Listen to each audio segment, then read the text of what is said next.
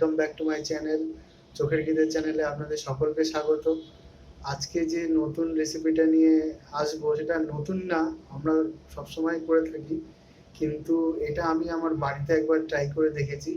তো অত্যন্ত সুস্বাদু এবং সব কিছুর সাথে রুটি, paratha, pulao, fried rice, chilli chicken, fried rice chilli chicken বলে ফেলেছি, সরি। তো এই রেসিপিটা দেখুন। এটা হচ্ছে মাটন কারি মশালা। তো চলুন, আমরা বেশি কথা না বাড়িয়ে সরাসরি ভিডিওতে চলে যাই। তো দেখতে থাকুন আর সঙ্গে থাকুন।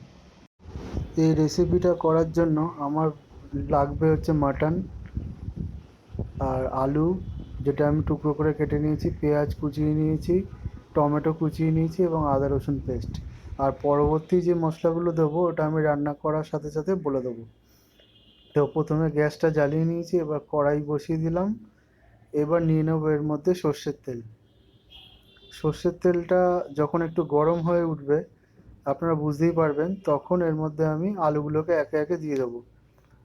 আলুগুলোকে ভেজেও দিতে পারেন, আবার যখন মাংস কষাবেন তখন সেই সময়ও দিতে পারেন।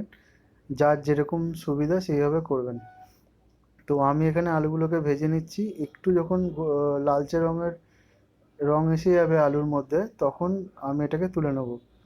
খুব বেশি ভাজবো না, হালকা লাল রঙের কালার আসলেই আমি তুলে নেব। তো এরমভাবে উল্টে পাল্টে ভেজে নেবেন।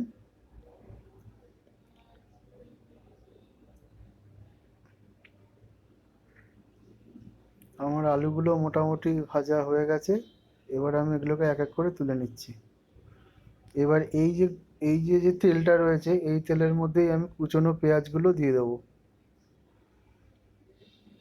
এবং কুচনো পেঁয়াজগুলো দেওয়ার পরে এগুলোকেও আমি, যখন একটু গোল্ডেন ফ্রাই হয়ে যাবে, মানে একটু লালচে রং হয়ে যাবে, তখন আমি তো ততক্ষণ অবধি এটাকে আমি ভাজবো।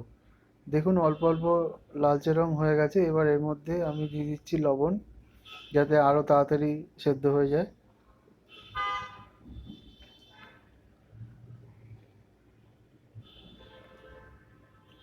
লবণটা দিয়ে আমি একটু ভালো করে মিশিয়ে দেবো।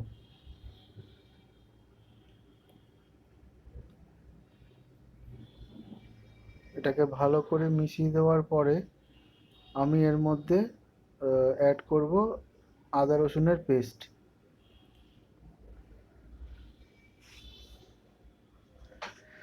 আমার পেঁয়াজটা ভাজা হয়ে গেছে মোটামুটি। এবার আমি এর মধ্যে দিয়ে দেবো আদা রসুনের পেস্ট।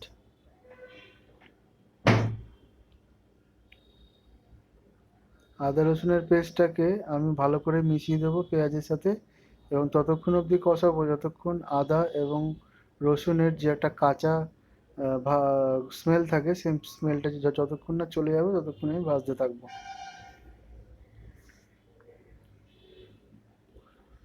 এবার আমি এর মধ্যে লঙ্কার গুঁড়ো অ্যাড করলাম।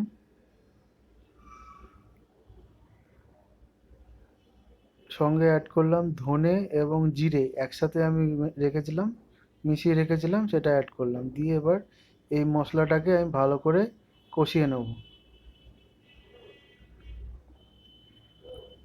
এই মশলাটা কষাতে কষাতে যখন মশলাটা একটু তেল ছেড়ে দেবে সাইডে, তখন আমি এর মধ্যে অ্যাড করব হলুদের গুঁড়ো,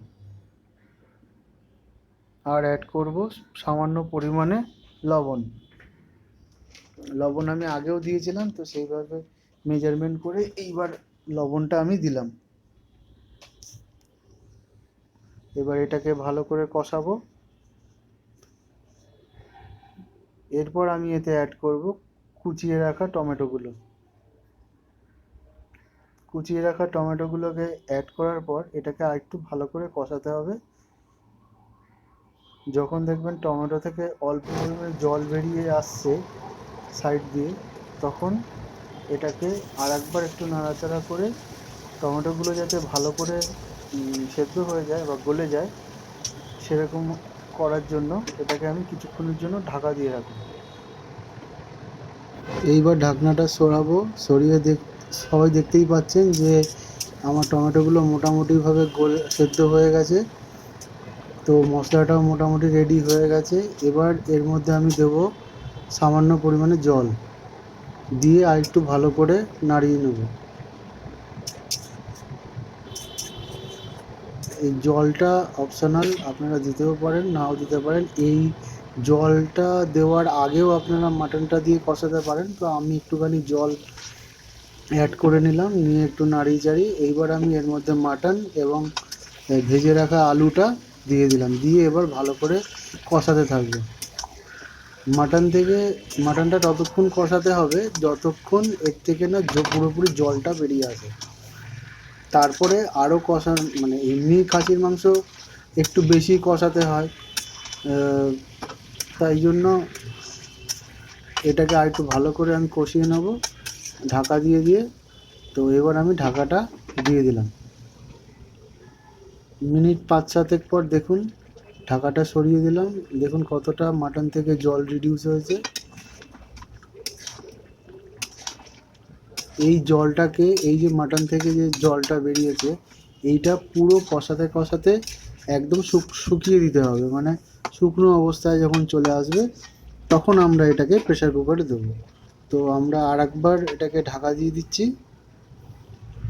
আরও 8-10 মিনিট পরে ঢাকাটা সরিয়ে দেখছি এই অবস্থায় মাটনটা রয়েছে। জল আমাদের আগের তুলনায় অনেক কমে গেছে, মানে টেনে নিয়েছে জল, দেখতেই পাচ্ছেন। তো এবার আমরা এটাকে একটু নাড়াচাড়া করব, করে আমরা এটাকে প্রেসার কুকারের মধ্যে দিয়ে সিটি দিয়ে নেব।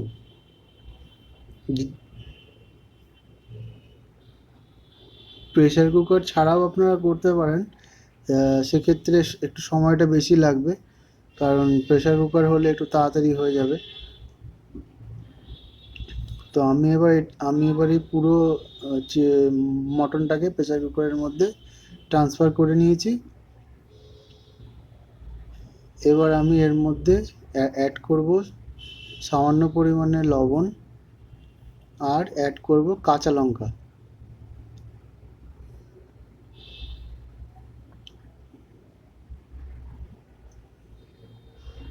কাঁচা লঙ্কা দেওয়া হয়ে গেছে।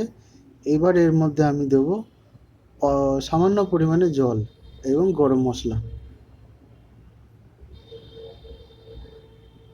দেখুন কাঁচা লঙ্কা, লবণ, গরম মশলা দেওয়া হয়ে গেছে। এবার আমি এর মধ্যে দেব অল্প পরিমাণে জল। যে যতটা গ্রেভি করার মানে যে যতটা গ্রেভি পছন্দ করেন চিকেন বা মাটনে, সেরকমভাবে গ্রেভি রাখবেন।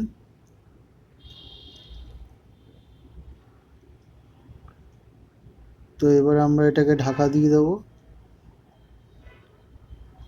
ঢাকা দেওয়ার পর অপেক্ষা করব। আমার এখানে 8টা সিটি দিয়েছি, 8টা সিটি দেওয়ার পর আমি খুলেছি। এবার যেরকম টাইপের মাটন হবে, যদি ভালো কোয়ালিটির মাটন হয় তাহলে 5 সিটির মধ্যেই হয়ে যায়। তো আমি একটু বেশি সিটি দিয়ে নিয়েছি যাতে মাটনটা খুব সফট হয়ে যায়। তো আমাদের মোটামুটি কমপ্লিট হয়ে গেছে, দেখুন দেখতেই পাচ্ছেন মাটনও ভালোভাবে সেদ্ধ হয়েছে, আলুও সেদ্ধ হয়েছে। এবার এটাকে আমরা একটা পাত্রে ট্রান্সফার করে নেব। আর ভিডিওটা যদি ভালো লাগে প্লিজ লাইক করবেন, কমেন্ট করবেন। যদি কোনো ভুল ত্রুটি হয়ে থাকে কমেন্টে জানাবেন অবশ্যই। আর যদি কিছু অ্যাড করার হয় আপনি সেটাও লিখে জানাবেন, সেটাও আমি নেক্সট টাইম যখন মাটনের রেসিপি করব তখন আমি সেই জিনিসগুলোকে খেয়াল রাখবো। তো এই ছিল আমাদের ভিডিও। তো আজকের মতন এখানেই ভিডিওটা শেষ করছি। ফিরে আসবো অন্য কোনো ভিডিওতে। তো আজকের জন্য টাটা।